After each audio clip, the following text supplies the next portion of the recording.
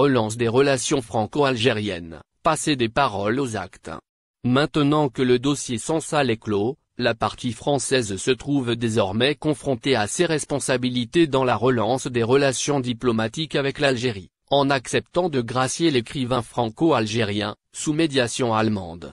Le président Tebboune a comme jeté la balle dans le camp français, d'autant plus que depuis Paris il y a plus de doute sur l'efficacité de la méthode basée sur le dialogue avec l'Algérie au lieu de la méthode du bras de fer qui n'a fait qu'exacerber les tensions entre les deux pays. Le dossier Sansal, et la méthode Retailleau ont pendant longtemps obstrué toute avancée vers la relance des relations entre Paris et Alger. L'incarcération de l'écrivain algérien récemment naturalisé français a été instrumentalisée à outrance du côté français sous pression de l'extrême droite. Une instrumentalisation qui, conjuguée à l'obsession de faire plier l'Algérie, ont bloqué toute bonne initiative vers le dialogue et même avorté les efforts diplomatiques vers une relance entre la France et l'Algérie.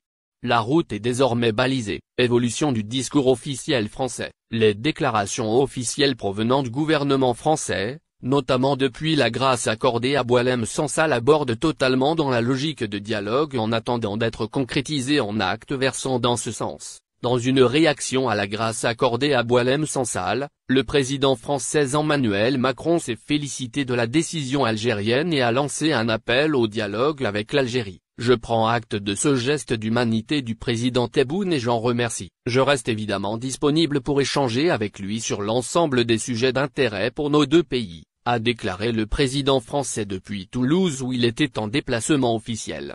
De son côté, le Premier ministre Sébastien Lecornu s'est exprimé depuis l'Assemblée nationale française saluant une décision fruit d'une méthode faite de respect et de calme, adressant ainsi une pique à l'ancien ministre de l'Intérieur Bruno Retailleau et à sa méthode de bras de fer qui n'a apporté aucun résultat s'est montrée contre-productive. Jean-Noël Barrot, le ministre des Affaires étrangères français a, pour sa part, accueilli la nouvelle de la grâce accordée à Boualem Sansal avec soulagement, exprimant sa satisfaction qu'une issue diplomatique et humanitaire ait pu être trouvée. Une déclaration dans la lignée de la position constante du MAE français qui a toujours marqué sa distance avec la méthode Retailleau privilégiant la diplomatie. Le ministre de l'Intérieur français Laurent Nunez a quant à lui déclaré qu'il souhaitait réengager le dialogue avec l'Algérie en réaction à la grâce accordée à Sansal par le président Tebboune qu'il a qualifié de geste d'humanité. Le successeur de Bruno Retailleau est allé plus loin, indiquant que la probabilité qu'il se rende en Algérie était très forte. Ce qui est attendu de la France. Depuis son arrivée à l'intérieur, l'ancien préfet de Paris a prôné l'apaisement et le dialogue, estimant que la logique de bras de fer ne menait à rien avec l'Algérie. À la lecture des déclarations officielles du côté français ces dernières semaines, il ressort la mise en avant des intérêts économiques et sécuritaires de la France avec l'Algérie. La France a perdu du terrain sur le marché algérien du fait des tensions diplomatiques entretenues par Retailleau et l'extrême droite, mais aussi sur le plan sécuritaire où la coopération notamment dans la lutte antiterroriste a chuté à des niveaux qualifié de très bas par le patron des renseignements extérieurs français il y a quelques jours. Or la situation au Sahel et la menace terroriste qui plane sur le sol français poussent les autorités à Paris à agir avec réalisme, privilégiant le dialogue plutôt que le bras de fer avec l'Algérie. Acteur incontournable et stratégique dans la lutte antiterroriste, la partie française est maintenant appelée à transformer ses paroles sur la volonté d'un dialogue avec l'Algérie en actes sincères et concrets qui ne manqueront pas de trouver un écho favorable à Alger, toujours propice au dialogue avec la France. De son côté, l'Algérie n'a jamais exigé plus que du respect, du traitement d'État à État, tout en mettant la France devant ses responsabilités mémorielles comme le nettoyage des déchets nucléaires dans le Sud et la reconnaissance des crimes coloniaux. C'est ce qui est toujours ressorti des déclarations publiques du président Tebboune sur la relation avec la France. Les deux présidents devraient se croiser dans quelques semaines en Afrique du Sud à l'occasion du G20, une occasion peut-être pour les deux chefs d'État de se dire les choses en face. Le président allemand demande à Tebboune de gracier Boualem Sansal. L'affaire Boualem Sansal, écrivain et essayiste franco-algérien, continue de susciter une attention internationale croissante, au cœur d'une crise diplomatique majeure entre l'Algérie et plusieurs pays européens, dont la France et l'Allemagne. Depuis son arrestation à Alger le 16 novembre 2024, Sansal reste emprisonné, condamné en appel en juillet 2025 à 5 ans de réclusion pour des propos jugés sensibles par les autorités algériennes, notamment sur des questions territoriales liées à l'héritage de la colonisation.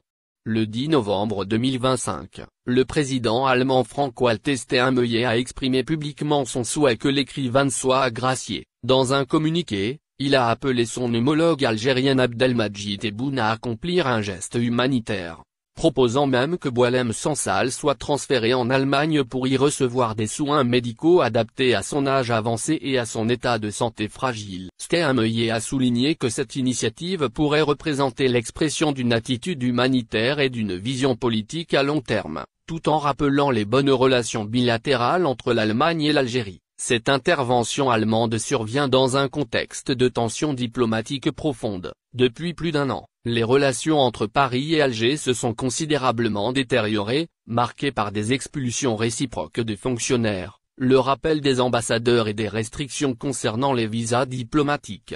La France, par la voix de son ministre des Affaires étrangères Jean-Noël Barrot, a indiqué mener un dialogue exigeant avec Alger pour obtenir la libération de Sansal, sans toutefois détailler les démarches concrètes entreprises. L'affaire a également suscité un débat public en Europe et en Algérie. Certains observateurs y voient un test de la diplomatie algérienne face à la pression étrangère et un moyen pour le pays de réaffirmer son autorité sur des questions jugées sensibles. D'autres y perçoivent un enjeu humanitaire et médical, mettant en avant le risque que représente l'emprisonnement prolongé pour la santé d'un homme âgé et fragilisé.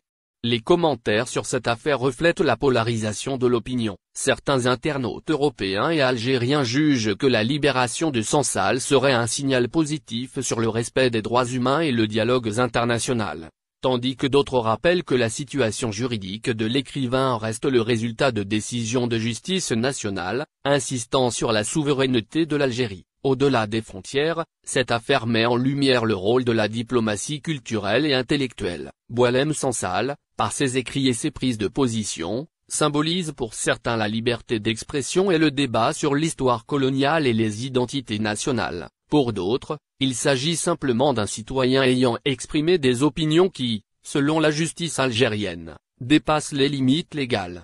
Le contexte politique algérien ajoute une complexité supplémentaire. Les autorités doivent composer avec un équilibre fragile entre pression internationale et maintien de leur position face à la population et aux forces politiques internes. La réaction d'Alger aux appels internationaux, qu'ils viennent de Berlin ou de Paris, sera observée attentivement, tant sur le plan diplomatique qu'en termes de droits humains.